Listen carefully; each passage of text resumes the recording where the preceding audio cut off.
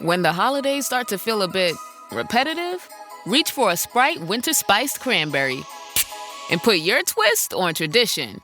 A bold cranberry and winter spice flavor fusion, Sprite Winter Spiced Cranberry is a refreshing way to shake things up this sipping season. And only for a limited time. Sprite, obey your thirst. In Walmart's Louisville, time was ticking away. Only a few nights left till the big holiday. But last-minute gifters had no need to worry. Walmart Express Delivery got their gifts in a hurry. From Nintendo to Nespresso and Lego flowers, they could check off their lists in as fast as an hour. All of Louisville, East, West, South, and North could order gifts up until 5 p.m. on December 24th. So this holiday, just do as the Who's do. With gift delivery this fast, they all gasped. From Walmart? Who knew? Subject to availability, terms and fees apply. This episode is brought to you by LinkedIn. Healthcare professionals can lead their careers with LinkedIn. Discover jobs by specialty, preferred shifts, and even desired salary. From mental health therapists to radiology technicians, it's now faster and easier for healthcare professionals to find the right fit. Learn more at linkedin.com/healthcare. Side effects may include faster job placement, improved work-life balance, and increased career satisfaction.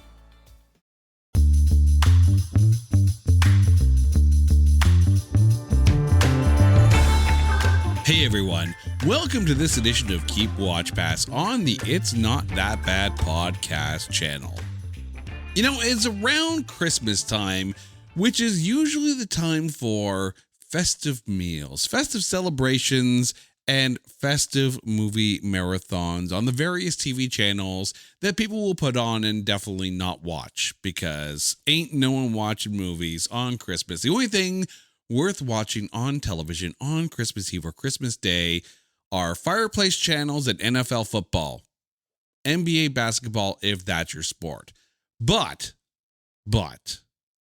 Hallmark comes to play every single year with not one, not two, but a plethora, if you will, of made-for-TV Christmas-themed movies, and we're about to deep dive not necessarily Hallmark movies, because I think if you've listened to this show and you know the kind of movies that I watch, then you know that it's not really on my list of films. It's not my genre. It's not my bag, baby.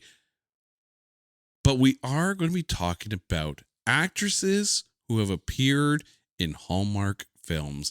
And here to join me, the hallmark of my days, my lovely wife, Carrie. Carrie, how you doing? Oh, I like what you did there. Right? Really, really clever. You Slick. are my meet cute every time of year. Aw. Okay, so let me clarify what we're doing here. We're talking about movies starring Hallmark actresses, but we are not talking about the Hallmark movies that they are in. So basically what we're doing is we're taking actresses who have been in Hallmark movies, and I know for me, they're all Christmas films that they've been in, and we look at other films from their filmography, and those are our keep, watch, and pass picks. Now, Carrie, a little inside baseball here for our listeners. You were fighting through this list to try to find your keep, watch, and pass. How difficult was it for you? This is not my genre. No. It is definitely out of my wheelhouse. And you know, the funny thing is, I just kind of lump every made-for-TV movie of the week, Christmas holiday, feel-good, Jonas Brothers movie. I lump it all in as a Hallmark type movie. Yeah. But it's not. It's a genre unto itself, I will admit. But no, not every single Christmas film is Hallmark, and not every single Hallmark film is Christmas oriented. So you have to kind of sit there and be selective, if you will. But keep in mind, this is a household that takes a look at a movie like Violent Night and says, well, there's a Christmas film to watch. No, but that's exactly what made it more challenging, because I honestly thought that this would be no contest. I would pick a Jonas Brothers movie. I would pick, this and that. It turns out I think I've only actually seen one true Hallmark movie. Oh, the cat's out of the bag now. That's still one more than I have, I think. But we're going to do this. We're going to go through movies starring Hallmark actresses and pick 3 films from their filmographies each, a keep, a watch, and a pass. The keep is one that is a Christmas gift unto itself. The watch is one that, it's a Secret Santa gift, so it's fine.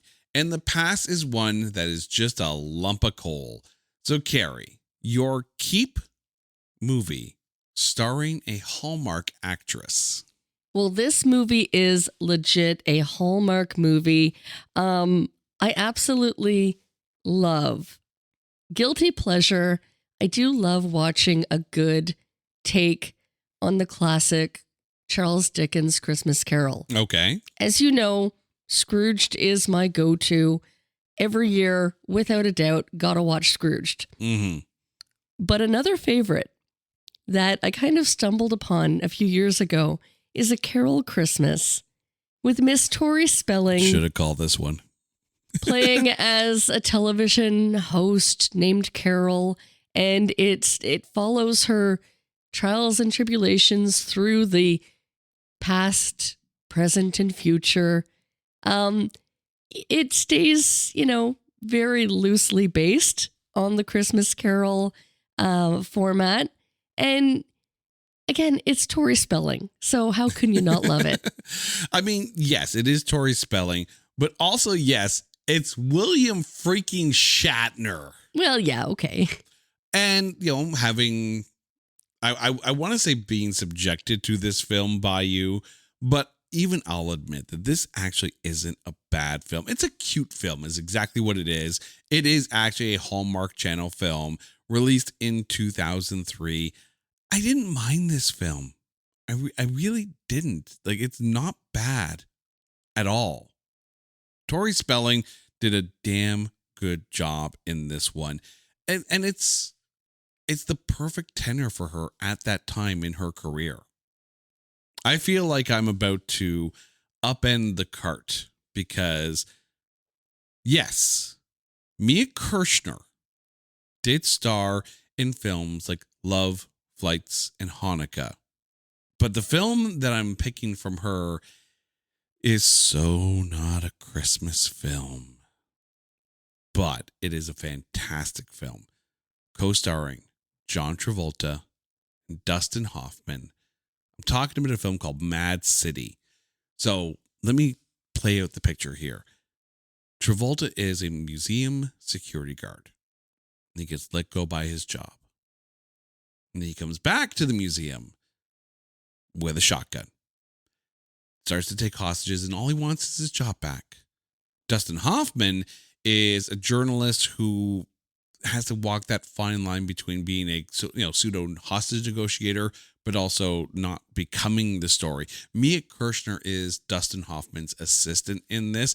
I mean, Mia Kirshner has also had a fantastic movie career. And as the minute I saw her name in the list of movies from the Hallmark Channel, I was like, ooh, Mia Kirshner, I could go down like Exotica Road because that was a good film. But Mad City is an underrated gem, not just from her filmography, but also for John Travolta and Dustin Hoffman. It is a fantastic. It reminds me a little bit of The Negotiator, starring Kevin Spacey and Samuel L. Jackson.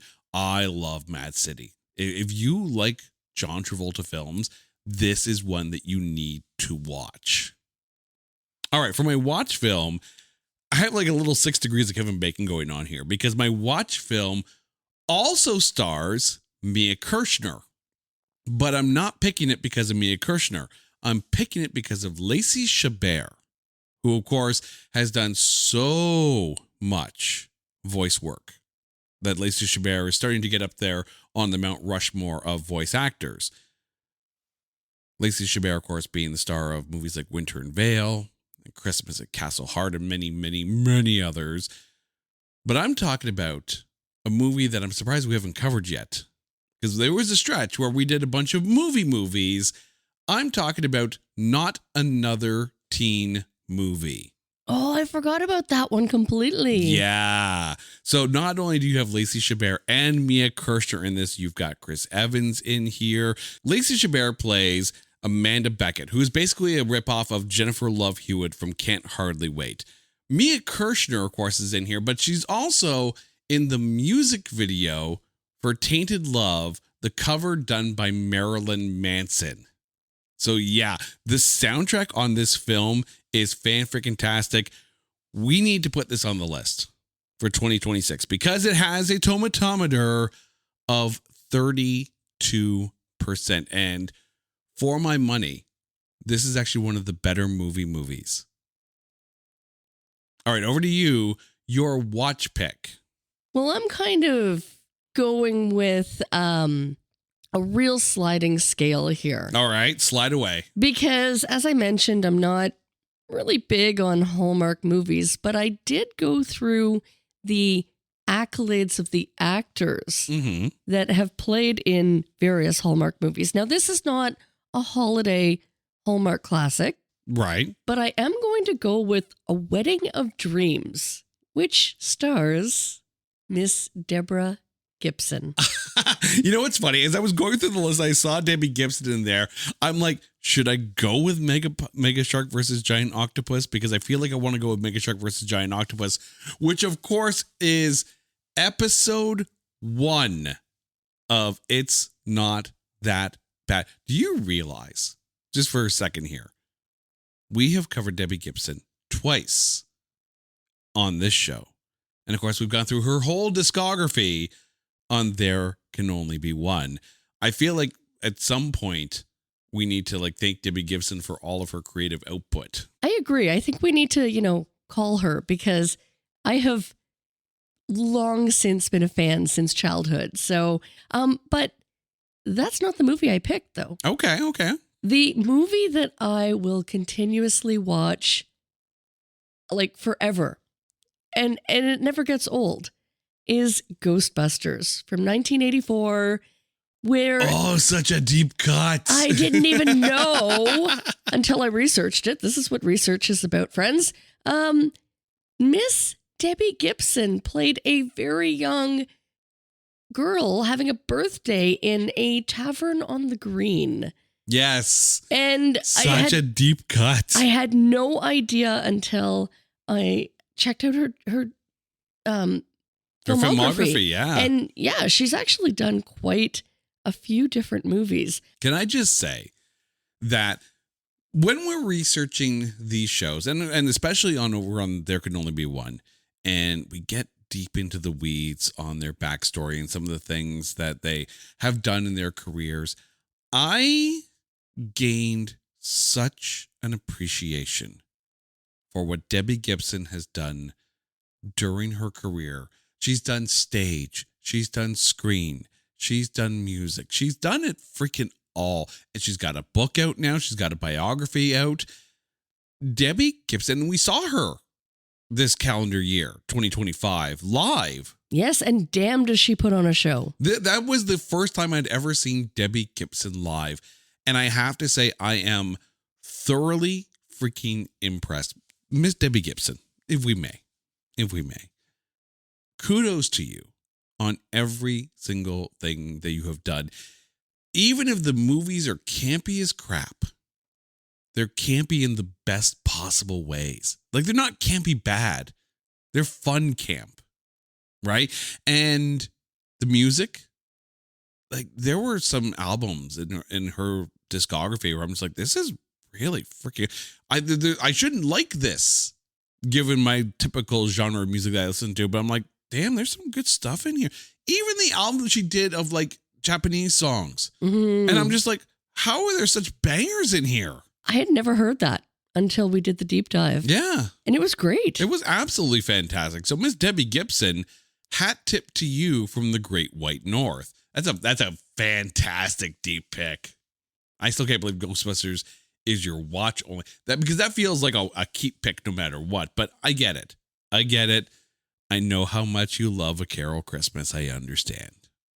Hey, this is Bill Simmons from the Bill Simmons Podcast, here to tell you that Michelob Ultra, the official beer partner of the NBA, is bringing NBA fans closer than ever this season with chances to win great prizes, including courtside tickets. Enter now at MichelobUltra.com/courtside. Michelob Ultra Courtside 25 to 26. No purchase necessary. Open to U.S. residents 21 plus. Begins on October 1st, 2025 and ends on June 30th, 2026. Multiple entry periods. See official rules at michelobultra.com/courtside for free entry deadlines, prizes, and details. This episode is brought to you by McAfee. I got a message that our flight was canceled. But they can put us on another flight, and we just need to confirm our credit card info. Wait, I got a security alert from McAfee. It flagged that message as a scam. McAfee's scam detector automatically spots and alerts you to suspicious texts, emails, and deepfake videos. Learn more at McAfee.com/online protection. Oh, Hilton stay, your beds are soft and cozy. No lumpy couch, no stiff futon, no shower line at crack of dawn. Oh, Hilton stay, a holiday you're saving. When you want holiday comfort you can count on, it matters where you stay. This season, enjoy spacious, comfortable rooms and friendly service when you book with Hilton instead. Hilton for the stay. But now we get to our past picks. So, Carrie, what are we lumping in with the coal?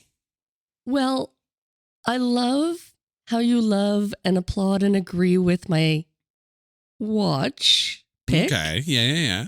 Because I'm about to poo-poo on your girlfriend.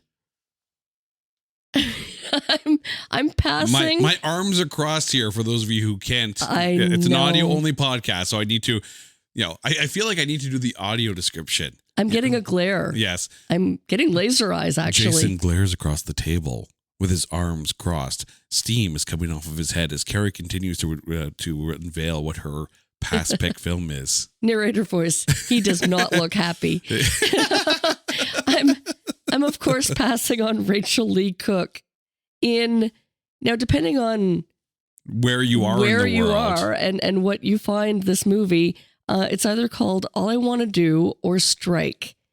And she just played, and you know what? I'm actually not even knocking her, but I am so used to seeing her as just a really incredible, kind, like free-spirited, amazing person.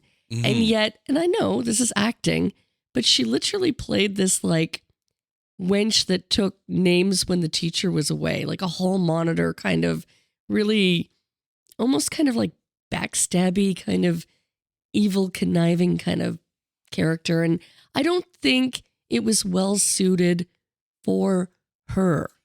See, you know what the funny thing is? I like when someone occasionally takes a role that's not what you expect them to do. And I think that's why I liked her in The Big Empty, right? It wasn't your typical Rachel Lee Cook cute kind of role. Plus, I'm surprised you didn't take this opportunity to talk about The Big Empty because I know you love that film. But depending on where you are in the world, all right? So obviously in Canada, it's known as Strike. In the USA, it's known as All I Want to Do. In Australia, apparently it's known as The Hairy Bird, which that sounds really, really weird. Belgium, apparently the DVD title is Girl Power.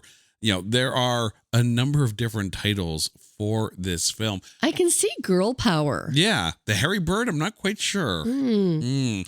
I remember watching this with you, and I thought it was good for what it was.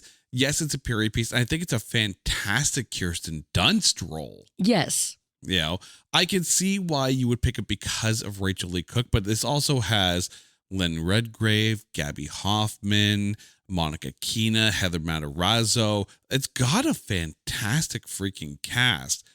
And it's not going to splash you or wow you kind of thing, but I think it is a powerful enough film that walks a perfect line between, the message they're trying to get of female empowerment in like that 50s era kind of vibe, but not being too didactic about it. And I think maybe that's the issue I had with it is it was long and plodding. It wasn't like, here's the point of the movie and it beats you over the head with it.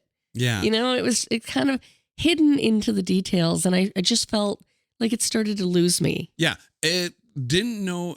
And again, this is just personal opinion. It felt like it didn't know whether it wanted to be a female empowerment film or a fun girls' school kind of pranky romp kind of film. Yeah, I wasn't sure if I was to be expecting like a Dead Poets Society or more of Revenge of the Nerds? Like a fun... Yeah, like PCU. Yeah, but maybe, but not. Yeah. No, I will admit that this is one of the stronger roles for Kirsten Dunst. And I thought Rachel Lee Cook was good. I don't know who in that role or who in that movie you put in the role that Rachel Lee Cook played. Maybe Heather Matarazzo, but that's, I think you want someone who doesn't mind being the snitch. And I think Rachel Lee Cook could have enjoyed being the not it girl kind of thing for a bit. I know, but I would have liked to have seen her as the character of Odette. Yes, played by Gabby Hoffman, yes. I really think that would have been better suited for her character. And if I remember correctly, this film actually does qualify. So maybe we cover it down the road if we get around to it. But I mean, like, it's not a bad film, but I could see why you would pass on it. Because it's one of those films where you watch it once, say, okay, that was a movie, and then you move on with it. It wasn't bad enough to be bad. It wasn't earth moving. It's not like Dead Poets Society. You're right. Dead Poets Society feels like the pinnacle of that period piece of college private school type films. But it also had the camaraderie. Like, that's where I say that, as far as team building or the connection that the girls grew to have, at first they had a very kind of challenging dynamic. Yes. Between the female characters. And then eventually, through the movie, they start to bond. Yeah. And that's the cool thing, but it just took a damn long time to get there. Yes, it was a little bit long, but I will admit that I think it handled the ability to be a flag in the ground, female independence and empowerment film without being preachy. And that's a good thing. It's an absolutely good thing and makes the film definitely worth a watch, if not a rewatch. All right. I think I'm going to surprise you with my pass pick. Because this is kind of a film that I know that you would normally say, oh, well, this is something that Jay's going to watch at night as he tries to go to sleep. Because those are the kind of films that I watch just in case our kids come into the room. Godzilla? No. I would never pass on a Godzilla film. How dare you? Well. All Godzilla is good Godzilla. But I am passing on a DC animated movie. Oh. This is where I say you'd be surprised because you know how much I love my animated superhero films. Surprised I am. But what's the connection with Hallmark? Okay, let me get to there. So, and especially the DC animated universe. But I found this is the problem for me with DC animated films is that up to and including Justice League Dark Apocalypse War, the DC animated universe was on par with the live action Marvel Cinematic Universe in being consistently freaking good. And then it changed. The animation style changed. The tonality of it all changed. And I just felt disconnected from what they were doing. And the problem here is that DC made this big announcement like, we're going to do a 3-part Justice League Crisis on Infinite Earths trilogy. And I'm just like, Geek Me was in heaven. I'm like, you're going to do Crisis on Infinite Earths in 3 parts, animated, so you can put anyone in. And they fumbled the ball. They fumbled the ball so bad. I was bored with this trilogy. I tried. And it has nothing to do with the voice actors, including Miss Katie Sackhoff, star of Hallmark film Christmas Sale. She is the voice of Poison Ivy in Crisis on Infinite Earths Part 3. Nothing against Katie Sackhoff at all. We're talking about Bo-Katan. We're We're talking about Starbuck from Battlestar Galactica. I got nothing against Katie Sackhoff in the slightest. Katie Sackhoff frickin' rules. But what DC needed to do was maintain the animation style and the storytelling that they had during that Apocalypse War run. That was the DC animated universe at its peak. The DC animated universe in this World of Tomorrow kind of animation style lost me. It so lost me. And it's too bad because they were killing it on every level. And I just fell out of it. I would love to see them pivot. Now that this Crisis on Infinite Earths Part 3 is done, I'd love to see them pivot into getting back to that Justice League Unlimited style of animation that they had during the lead up to Apocalypse War. You can keep the voice cast from the World of Tomorrow films. Fine with that.